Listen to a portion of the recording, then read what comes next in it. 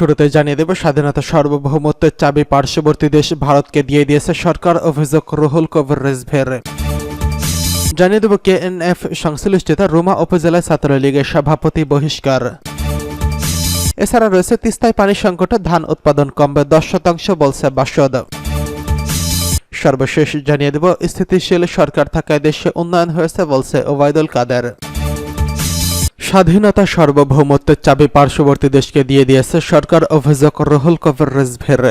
বিএনপির সিনিয়র যুগ্ম মহাসচিব অ্যাডভোকেট রুহুল কবির রিজভী বলেছেন, দেশের স্বাধীনতা সার্বভৌমত্বের চাবিটা মনে হয় পার্শ্ববর্তী দেশকে দিয়েছে সরকার। আজ দুপুরে নয়াপল্টনের বিএনপির কেন্দ্রীয় কার্যালয়ে এক সংবাদ সম্মেলনে তিনি এসব কথা বলেন। রুহুল কবির রিজভী বলেন, গত 7 জানুয়ারি ডামি নির্বাচনের পর বাংলাদেশে একচ্ছত্র অধিপত্য হয়ে ওঠেন শেখ হাসিনা। দেশনেত্রী খালেদা জিয়া এবং দেশনায়ক তারেক রহমান সহ দেশ বিরোধী দলের প্রধান নেতারা লক্ষ লক্ষ নেতাকর্মীর নেমে আসা জেল জুলুম, অত্যাচার আর অবিচারের প্রকটতা দেখে বিশ্ব সম্প্রদায় বিচলিত হলেও তাতে প্রধানমন্ত্রীর কিছুই যায় আসে না। তারা সকল অপকর্মের দায় নিয়েছে পার্শ্ববর্তী দেশ। তিনি বলেন, খালেদা জিয়ার সাজা নিয়ে দেশবাসী এতদিনে যা মনে করছেন মার্কিন প্রতিবেদনেও সেটি উঠে এসেছে।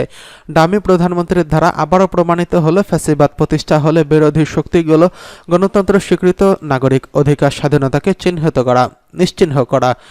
এই আইন আদালত প্রবল প্রতাপশালী একনায়কের নির্দেশপত্র মোতাবেক চলে, যেমনভাবে শেখ হাসিনা ক্ষমতাসীন হওয়ার পর নিজের মামলাগুলোকে নিরুদ্দেশ করেছেন।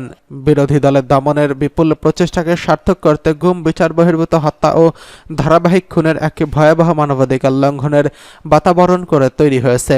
সুস্থ ভোট নির্বাচন ভোটাধিকার কদরের সাহিত্য থাকে। বিএনপির এই মুখপাত্র বলেন, বর্তমান ডামি সরকারের অভিন্ন হৃদয় এবং বড় বন্ধু হচ্ছে পার্শ্ববর্তী দেশ ভারত। মনে হচ্ছে দেশের স্বাধীনতা সার্বভৌমত্বের চাবি শেখ হাসিনা দিয়ে দিয়েছেন। তাই প্রতিদিনই বাংলাদেশে ভারত সীমান্ত বিএসএফ কর্তৃক বদ্ধভূমি বানানো হলেও আওয়ামী লীগ নিপীড়ক সরকারকে নিশ্চুপ থাকতে দেখা যায়। বিএসএফ এর রক্তপিপাসু ভূমিকায় সারা দেশ ও জাতি আজ আন্তর্জাতিক সম্প্রদায় উৎকণ্ঠ। বিএসএফ এর নরহত্যার দায় আওয়ামী লীগ সরকারের উপর বর্তায়। তাদের নতজানু নীতির কারণে বিএসএফ আশকারা পেয়ে যাচ্ছে। গতকাল ব্রাহ্মণবাড়িয়ার জেলাধীন কসবাত উপজেলার পুটিয়া সীমান্তে ভারতীয় সীমান্তরক্ষীর বাহিনী গুলিতে হাসান মিয়া নামে এক বাংলাদেশি যুবক নিহত হয়েছেন। সীমান্তে রক্তের দাগ যেন শুকাচ্ছেই না। বাংলাদেশের মানুষ রক্তে সীমান্ত সবসময় ভেজা থাকছে। ভারতীয় সীমান্তরক্ষী বাহিনী বিএসএফ যেন নির্যাতন আর মৃত্যুর নির্মম খড়গ। তাদের মনে যেন নিত্য জেগে উঠেছে এবং কেবল হত্যার উল্লাস রয়েছে। তিনি বলেন, দখলদার আওয়ামী লীগ সরকারের আইনশৃঙ্খলা বাহিনী ও যুবলীগ ছাত্রলীগ ক্যাডারদের নিয়ে নিজস্ব সেনাদল গঠন করে নিজ দেশের জনগণের বিরুদ্ধে প্রতিনিয়ত সরাসরি অভিযান চালাচ্ছে আওয়ামী সরকার। কিন্তু ক্ষমতার নেশায় আচ্ছন্ন দখলদার আওয়ামী সরকার বিএসএফ এর বর্গীর ভূমিকার বিরুদ্ধে টু শব্দটিও করতে পারছে না।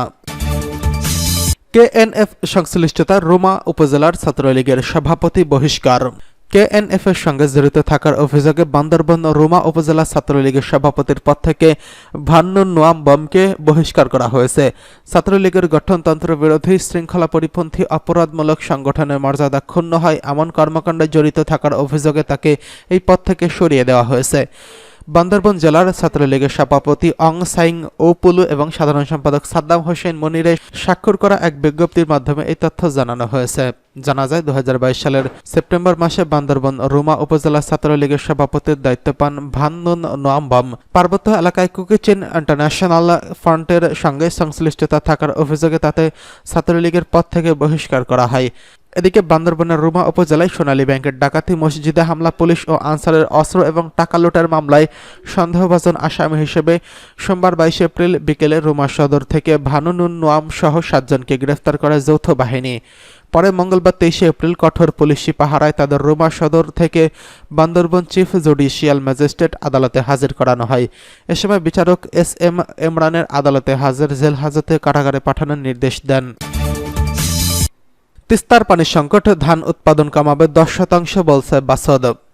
বাংলাদেশ সমাজতান্ত্রিক দল বাসদ কমিটির সাধারণ সম্পাদক বাম জোটের নেতার অন্যতম বজলুর রশিদ ফিরোজ বলছেন, এই খরাকালে তিস্তা নদীতে পানি আর মিলছেই না। এই ভরা বড় মৌসুমে পানি সংকটের কারণে ধান উৎপাদন 10% কমে এসেছে। রংপুর নগরী শাপলা চত্বরে তিস্তা ব্যারেজ রোড মার্চ ঘিরে আয়োজিত সমাবেশে এই কথা বলেন তিনি। তিস্তা সহ 54টি অভিন্ন নদীর পানির ন্যায্য হিস্সা এবং তিস্তার সুরক্ষার দাবিতে তিস্তা ব্যারেজ অভিমুখে রোড মার্চের আয়োজন করে বাংলাদেশ সমাজতান্ত্রিক দল বাসদ।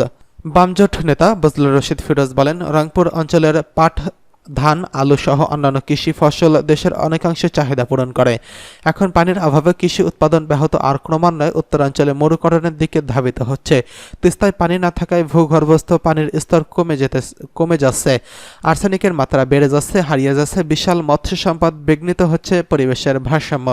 এই সময় তিনি বর্তমান সরকার লুটপাট, দুর্নীতি আর নতজানু নীতির, পররাষ্ট্রনীতির বিরুদ্ধে দুর্বার আন্দোলন গড়ে তুলতে মরুকরণের হাত থেকে দেশকে রক্ষার জন্য জনগণের প্রতি উদাত্ত আহ্বান জানান। রংপুর জেলা বাসদের আহ্বায়ক আব্দুল কুদ্দুসের সভাপতিত্বে সমাবেশে বক্তব্য দেন বাসদ কেন্দ্রীয় কমিটির সম্পাদক মণ্ডলীর সদস্য নিখিল দাস, কেন্দ্রীয় সদস্য জুলফিকার আলী, সিরাজগঞ্জ জেলা আহ্বায়ক নবকুমার কর্মকার, নওগাঁ জেলা আহ্বায়ক জানুল আবেদিন মুকুল প্রমুখ।